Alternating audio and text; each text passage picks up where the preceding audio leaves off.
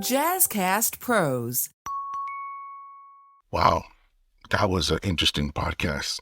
And I hope you guys enjoyed Healthy Illness Podcast Part 1. I'm your host, Ra from Father Torch, welcoming you to Part 2 of the podcast with me and Kelly, where we can come to a conclusion and maybe a solution to maybe what you are going through. Thank you for subscribing. Thank you for listening. Enjoy, and thank you again for coming in.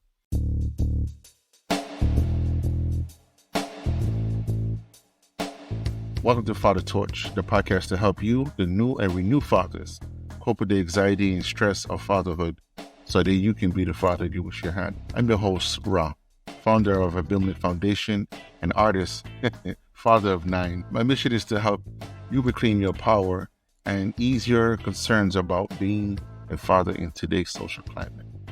I am Kelly Marie. This is a podcast where we learn all about building healthier habits and better relationships while living with a mental health condition. This episode is going to be incredible. I am sitting down with my brother from JazzCast Pros Network, Father Torch, and we are just having a conversation today. So listen in, take some notes, and let me know what you think in the comments.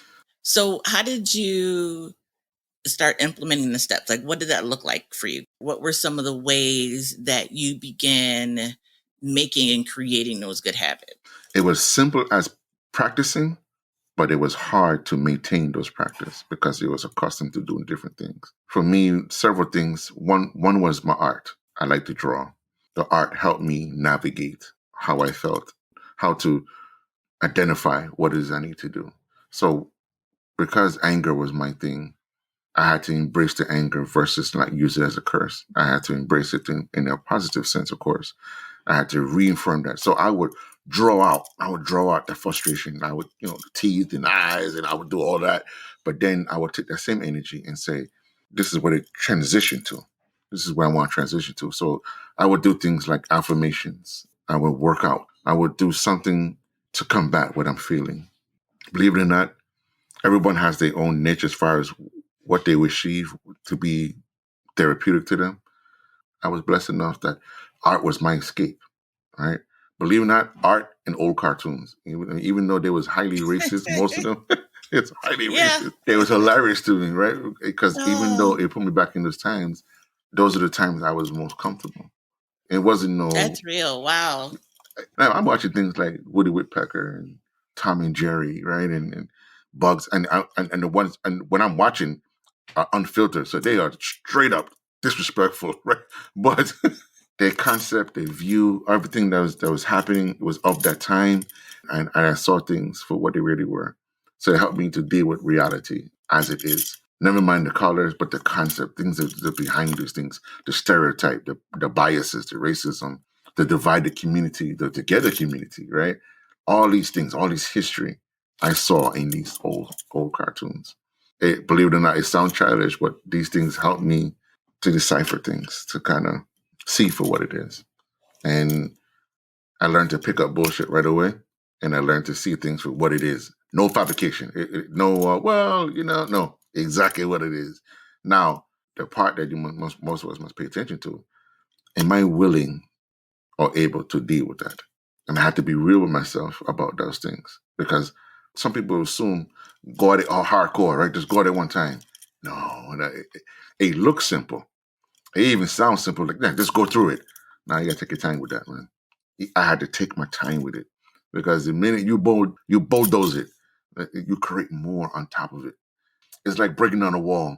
Yeah, you can run through it and smash it all down, but you create more work for yourself and you hurt yourself. But if I take down panel after panel, and I take my time and moving things, and I vacuum and I sweep, not only I lessen the dust, I lessen the materials flying all over the place, right? And when I'm done, I feel good because I did this, right? I cleaned up, I did this work, and I can admire what the aftermath, what it may be. I had to do this with my children. I had to do this with my relationships. I had to do that with the current relationship. I had to do that with relationship with me. And I mostly had to do it with the relationship with the Most High. I'm not talking about looking in the sky or anything within. I had to look within, do it with me. Be happy with me, fulfilled with me, and that's not easy, because you have some days with, boy, there's some days I try you. Oh my God. You would look at yourself and say, boy, I would burn this bitch down. And you would say that sometimes out loud, sometimes just thinking. But then you have to come back to yourself and say, okay, if you're gonna do this, at least give a reason. And I think that is, well, I was raised similarly to having that realization. My mom's thing was always, and still to this day, there's repercussions for your actions. Whatever the action is, like no matter what, there's repercussions. Yep, good or right? bad. Good or bad. Good or bad. Oh my Right? gosh, I preach that so bad. And so, like, listen, we'll just sit there and be like, if I punch this person in the face, what would happen?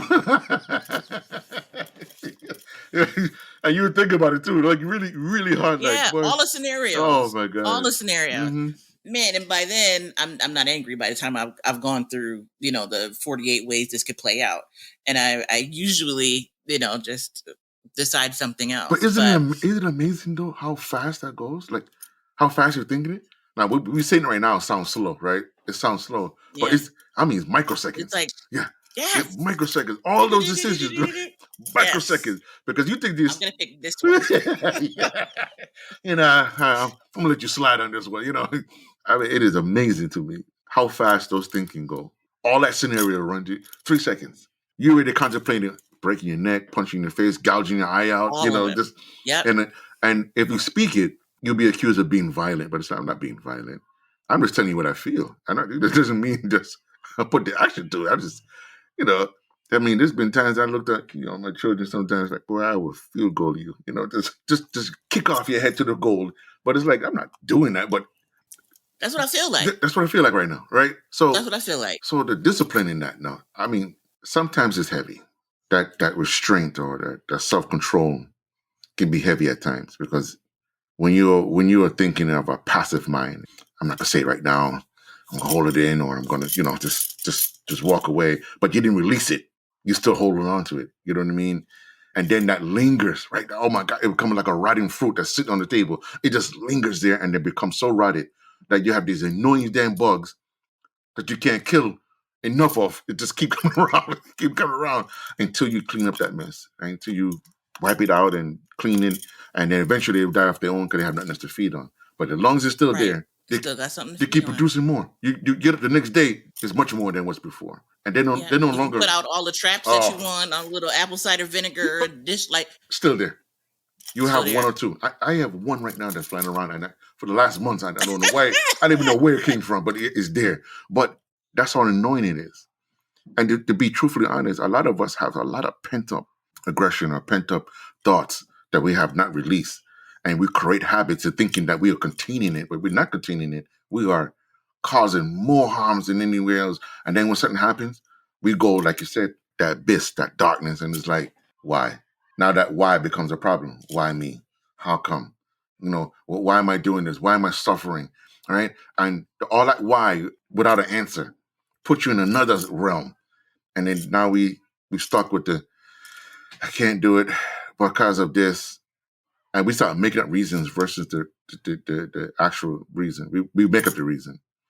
Instead of going back to the source, getting that thing, whatever that was, and handling that. And then most of us, we forget. We actually forget why we even there. Like, why I feel this way. Why am I, doing this? Because we didn't let go.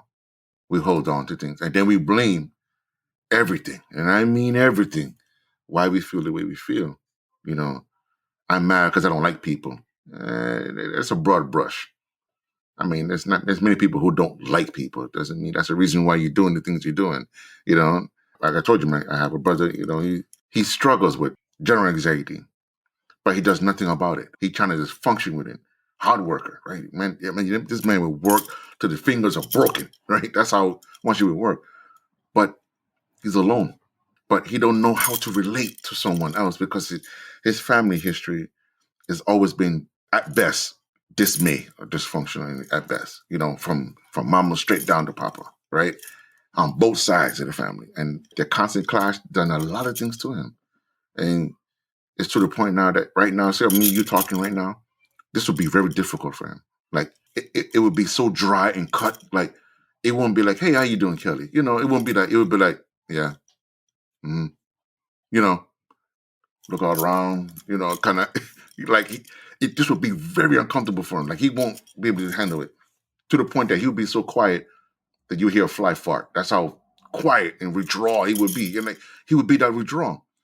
Believe it or not, when we first met, I mean, when we first met, we didn't click like that because again, his anxiety, you don't see the label on someone and say, hey, he got general anxiety. You know what I mean? You don't. So I looked at him like he just an asshole. I mean, everything. It was a critic. Something. I mean, he would just be banging you with all kinds of insults. You know, like, dude, man, listen, I'm a grown man. You know, right. Like who you? Right. Listen, it got to the point. One day. Believe it or not, this is how we became tight.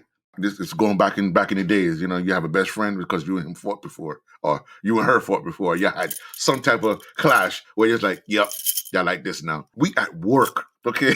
We at work. In the middle of work, we lifting up logs and doing things, and we trying to get this order out right and whatever. And I don't know. We looked at each other one day, like, I don't like you, because you just, you know what I mean? Like, I'm trying to get along with you. I'm trying to be patient with you, but you just keep. You keep coming at me, because you're uncomfortable. But why are you here? I don't care. You get that. I don't care.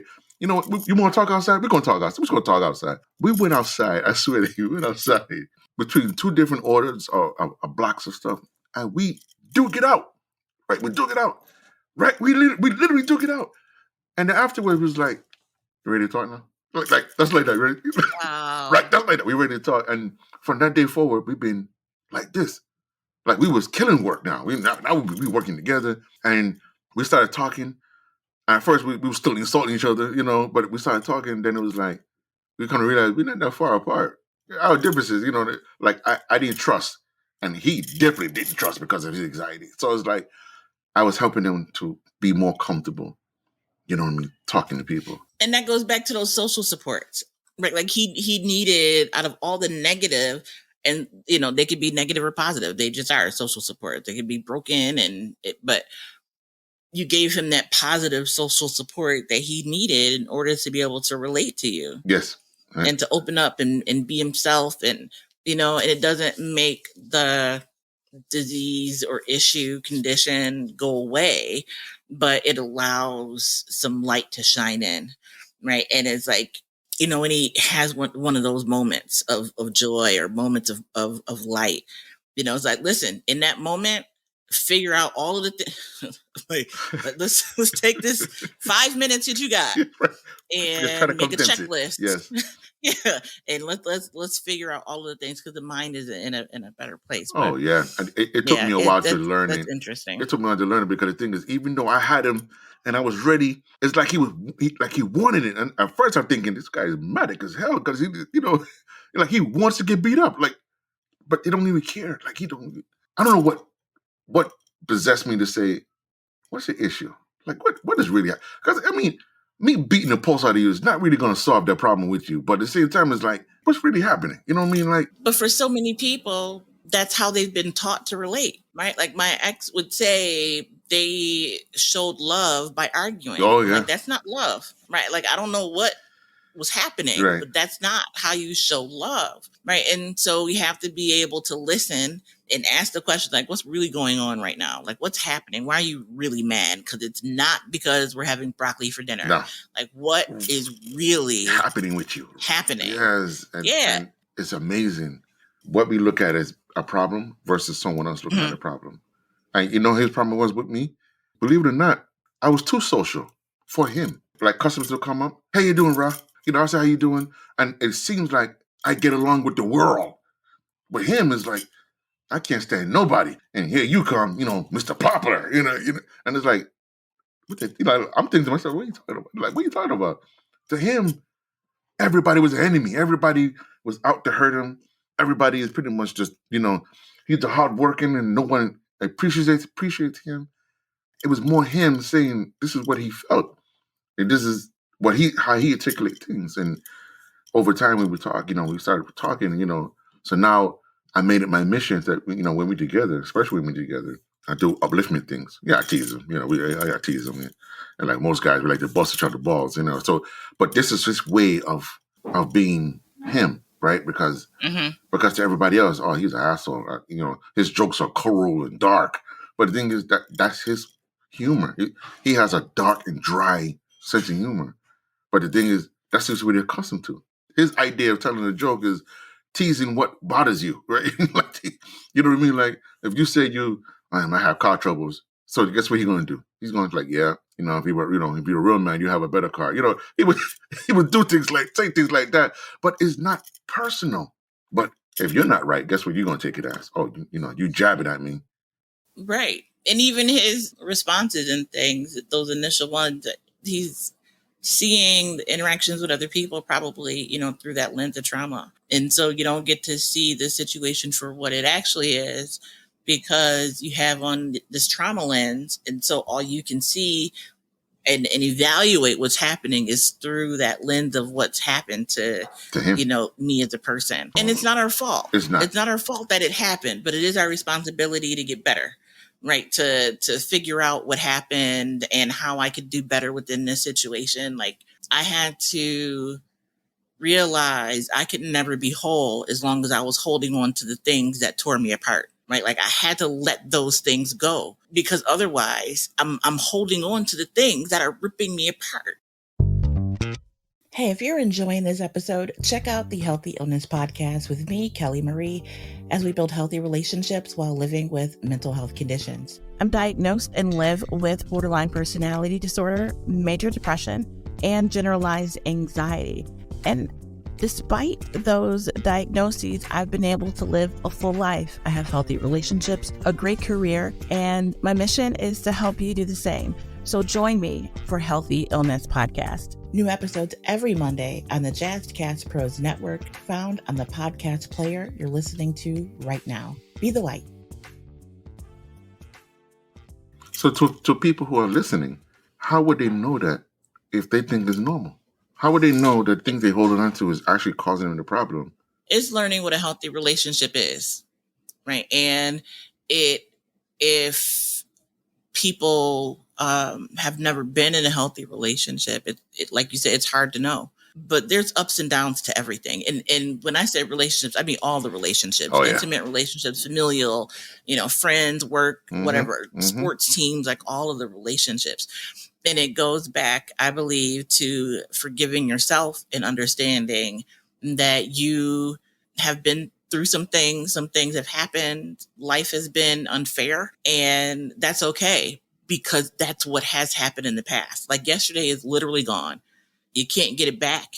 I can't take back 8:00 this morning. Like, it's gone. It's over, and I'll never see it again. And so we have to begin to realize that where we are right now in this present moment is what we have responsibility over and all that we can affect change over. I can't change next year, but I can lay some foundations today that may benefit next year, right? But it's living in the present moment, like what's happening right now. I'm not in an abusive relationship right now. I'm not living or around the person that abused me when I was a kid. Like, I was a child. And so some of the things we have to do is realize that a lot of this stuff that has happened to us, especially as children, as adults, we still view them through a child's eyes.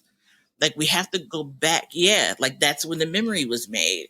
And so we got to understand that a lot of the things that have happened to us, we only saw through our eyes. And so I'm not talking heavy trauma, just, stuff like fighting with kids, your friends, and you think nobody likes you. And you have to look at it through a child's eyes and realize that you don't know what those kids were doing or what those kids saw or, what your teacher might have been going through or all of the things. And so I think it really starts there, understanding that our experience is only our experience. And each of us all have a different viewpoint as to what happened and how things occurred. But it's healing. It's understanding that healing has to take place. That's true. I do understand that it is perception, it is assumptions, it is those two things hurt us the most, I believe.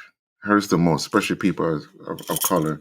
Hurts us the most because we see things so far, but a lot of times we're not present. We see things way ahead of our times, and we become tunnel vision to a lot of things. And then the assumption is that the reality which you see, you think is real.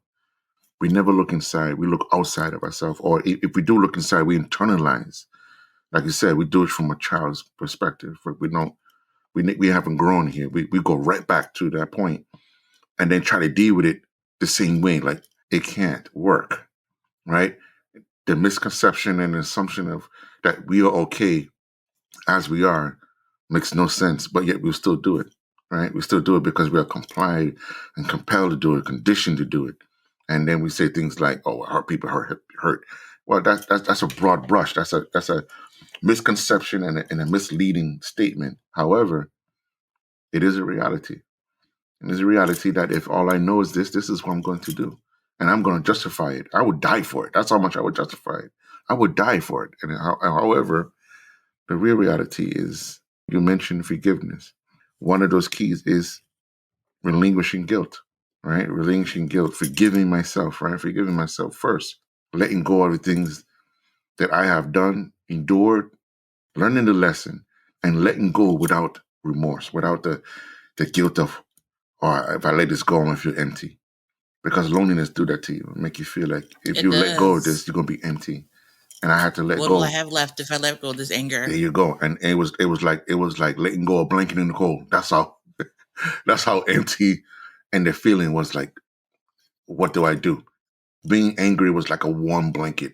If I let it go, what now? Right? If I let it go, what now? Right? And you know how people just say little things like, well, new situation, new demons or new devils. And it's like, stick to the one you know, right? Lesser evil, those kind of things. And I'm like, all of that right there is telling me to settle and to accept the things that hurt me. And accept what? Accept those things for what? Why am I accepting that? Why would I want to accept that? And again, like you said, why do I have to do that? I don't. But you would tell me to do that because you're lonely. You don't want me to come away from you. You would want me to stay in that misery and stay with you to do these things. And there's so many ways of manipulating that. So many ways. Yeah, and I think that happens. It happens in all types of relationships. You spoke of forgiveness. One of the most important things we can do in a healing journey is to forgive our parents. No matter who they were as human beings, no matter who they are, no matter what they did, forgive them because they did the best they could with what they had. That's one way of looking at it. Even if that was absolutely horrible, fucked up, right? Like, they were raised by somebody too. They were shaped by their surroundings too. So just, me, I'm 46. So at 46, man, I had my first kid at 18. I've learned a lot, and I would not be the same parent I was to my children at 18 that I am now at 46. Ain't that amazing? But they were raised by the 18-year-old. Like, I can't change that. But my hope is that at least, that my kids will be able to see that I'm just human, right? And I'm not excusing abuse. I'm not excusing mistreatment. I'm not excusing any of that. What I am saying is that they are human and they are broken. We seem to think that our parents are these superheroes because we were dependent upon them literally to live. But they're human beings. They're two people that came together. Biology happened, and here we are. Right? They were not then gifted with the gift of wisdom and knowledge and understanding and compassion simply because they had a child. Like, it doesn't happen that way. Just like it didn't happen for us. Oh my gosh, didn't that happen? The 18-year-old me was not the same as 46 me. And I have learned a lot through those journeys. But however, it doesn't mean I haven't caused any damage. However, I don't feel guilty because the fact is I did what I thought or perceived to be best, right? On one hand, I was surviving. On the other hand, I was trying to provide. But it wasn't what I thought it would be because the fact is I was still being too angry about my upbringing and my parents. But going through that, I became empathetic. Going through my stages of parenthood and my stages of development and growth because I look at them now like, wow, what the hell? I see why they went on drugs, or I see how life is that they thought they was doing good or doing extra and then coming to be something else. And, you went from selling to using, or you went from drinking, drinking to really drinking. I don't excuse the abuse. I don't excuse the hurt and the painfulness of being in that kind of environment. but I do understand it. And I do overstand the guilt and anxiety, all these things that come into play. It took me it took me a while to learn that lesson because I was still in my way. I was still in my way because, again, even now, I'm an angry man. I am very angry. However, time, discipline, knowledge, ultimate wisdom of things has allowed me to how to express that, decipher that, how to distribute it in a way that is less unhealthy and that is less damaging to myself as well as others. And self-discipline, self-control plays a huge part, as well as being humble and being peace within. Because if I didn't find fulfillment and love in me, this anger would be a whole different beast. A whole different beast. And I know that. But how many of us don't know this? And they rage out, right? Rage out. Any moment given, just rage out. And for a while too, some of us. And then they put other things to influence us to do other things as far as drugs or alcohol or things of that nature, which creates another path of more destruction. But I had to learn forgiveness, and I have forgiven, but I haven't forgotten. And every day is a testimony to that. Every day is a testimony to practice every day to forgive. Most of us think if we forgive that one moment in time, it's all good. No, this is a daily ritual. Okay, this is the everyday thing. So I want to make that clear. Forgiveness does not mean I forgive you Tuesday and I'll be forgiven for the rest of the year. No, you got to do this every day. Every day. Because the fact is you don't forget, and the fact is that you remember, you have to do this every day because at any given time, your emotion will strike you and you will react on that. You will react on that emotion. Especially when that person hasn't healed, right? When they're the same person. Oh, yes. And so we don't have to put ourselves in a place, and this has come up, in conversations and working with clients and stuff, like you don't have to put yourself in the place of being abused or in the place of being traumatized or hurt. Like, no, we're not called to be punching bags for anybody, period, right? And so it is okay and necessary for us to forgive in order to move forward and be who we're called to be. But we are not expected to forget and allow people to mistreat us. I don't care who it is. It could be a kid. It could be your parent, your significant other. Like it doesn't matter. We are free to create circles and environment of love, of culture, of compassion, of all of the things of joy that feed us and fuel us in moving in a positive direction. We can leave all that other stuff behind us. And so I think sometimes people need permission to walk away from family, especially. They do, because they have a blind loyalty, right? A blind loyalty thinking that it's my mother or it's my uncle. And then we feel obligated because, well, they raised me or, they took me in when no one else took me in. Those things does not warrant blatant abuse and trauma. Okay. It doesn't warrant those things. And nor does it says, well, you have to accept it because I did X, Y, and Z. For all you know, I did it because so I can't do this to you. And we have to understand family does not mean no trauma or pain. Friends does not guarantee no drama, no pain. Life itself does not even guarantee that. What is guaranteed is that when you forgive and let go and you move on and you protect yourself, those things become guaranteed because you're doing this on a daily basis. You know the difference between someone who's considered to be wicked and out of order and bad and whatever words they want to use, and versus the person who's supposed to be holy and sanctifying, is that one practice every day and one doesn't. When I'm considered to be wicked, scamish, or just downright out of order, it's an everyday thing for me. So of course I'm gonna get good at it. Every day I practice how to do this. Every day I practice how to scam somebody out of something, rate them out of things, or I'm practicing every day. So to me, it looks so easy. Every day I practice this. Right. To someone who doesn't do this every day because they assume and have that perception of, well, if I said my Hail Mary Tuesday on Sunday, for the rest of the week I'm good. I don't have to do anything else at all. And this is practice. This is something that is being told to us to do. If I do this Sunday, and I forgive this Sunday, and I give my tithes, and I do this, for the rest of the week, I am blessed. I don't need to do anything. And then when I do something and I get caught at it, oh, wait a minute, I got an extra Hail Mary. No, no. Every day should be your duty to seek fulfillment, purpose, love, self-care, mental well-being, emotional center. Every day should be this ritual for you. Every day should be a day for you to stretch, get up, give thanks, show proper gratitude for you first, then others. For you first, then others. I guarantee you, you will see things differently. That word gratitude, oh my gosh, proper gratitude. Show gratitude of you, what you have gone and how far you have come. And know that you are not alone. Like you didn't do this by yourself. Only way to break that spell. I don't care what no one tell me. Only way to break that spell. Love it. This has been such a good conversation. I think we have to do this more often. Yes, we do. I want to do this more often. This is so therapeutic. It's not even funny. I appreciate you so much. This has been so good.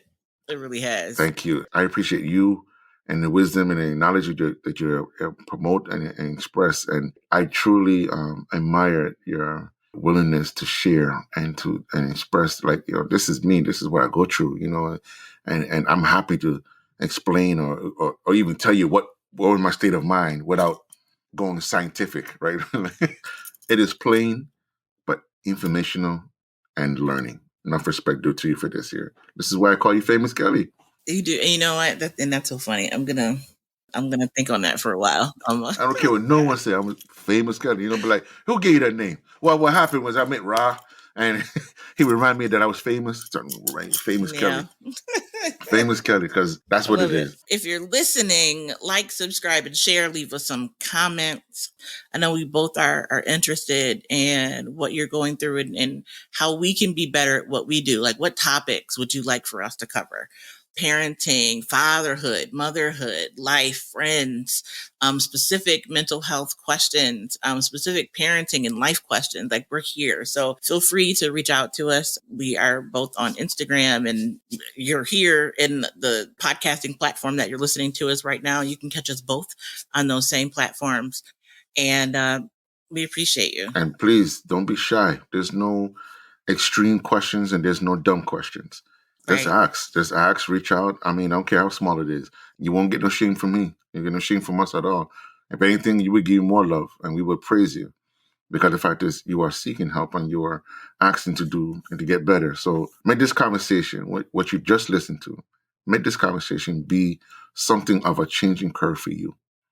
Allow it to manifest. And like knowledge and anything you do in life, allow it to absorb so you can be better comprehend what it is you just received, which is powerful. So I can't wait to go back and listen. I've learned so much, but I know I miss things. Just when you listen to things, I can't wait. When you listen to things, you take it on. Like, you gave me such a flashback on a lot of things, man. I didn't even think about it. Being locked up before, or just when I met my epiphany. When I had these things. This is. Wow, I did not think about those things, but it's not a bad thing. I'm just, wow, like, man. And every so often, I keep coming back to the same door. Do your art. Advocate. Do your art. Advocate. And I was pulled into directions, but then, then it's those echoes, those past echoes that come around. And it says, don't do that. Self-sabotage. Don't worry about that. Just keep doing this right here. You'll be fine. But ain't nothing worse than being alone, suffering with thoughts that you cannot control. And so I want to remind people that you can call 988 on your phone if you need someone to talk to, if you're in crisis or are having thoughts of suicide or hurting yourself or someone else. Please call 988 or go to your nearest emergency room. I stress that you do this and you will be taken care of, and no one will take you as a joke. Understand, I really want to stress, suicide is a real thing. Depression is a real thing. All that we talked about, but it's real. And you're not alone. I understand it doesn't matter. You cannot see suicide no more than you can see depression or wind. But understand that they exist, and this is something that affects you deeply. No matter how natural those thoughts or feelings are, they affect you deeply. So please, use that number. Use whatever services you have with dealing with counseling or therapy. And if you're on medication, I'm not a medication guy, and I can tell you now, it sucks sometimes, but to some degree, a lot of these medications do help. It's very serious. Suicide, especially amongst children, And I want to stress, especially to my brothers, understand suicide is higher in men than in women. Higher. It's higher in men than in women. Not because the men are more stressed. It's not that. It's that because we don't seek help. We are damn near programmed to say, if we feel these thoughts and feeling this way, we are to suppress it, push it, go through, don't do anything about it. Sit in the corner and lick your wounds. We are more likely to not seek help because of our upbringing, our thoughts, our culture, even religion at times, keep us from seeking this type of help. And, men tend to take more fatal methods to taking their lives than women. Women attempt suicide more often than men, but men die by suicide more often. And when you think about how many people have gone to sleep intending never to wake up again, but they do. And so they get up and just keep moving like nothing ever happened. But yet it's in their mind. There's still hurt there. Yeah, it's still there. There's still pain there. And a lot of folks never get to the point of just addressing it. And so I encourage you to, even if it's just skipping through some of our podcasts and seeing a topic that jumps out at you and resonates, do that. Begin the healing journey. So until the next time, be the light. Yes. Be the light. And join me for the next episode, Sunday, streaming live on Apple Podcasts, Spotify, wherever you get your podcasts from. Enjoy and be blessed. Father Torch out. Guidance.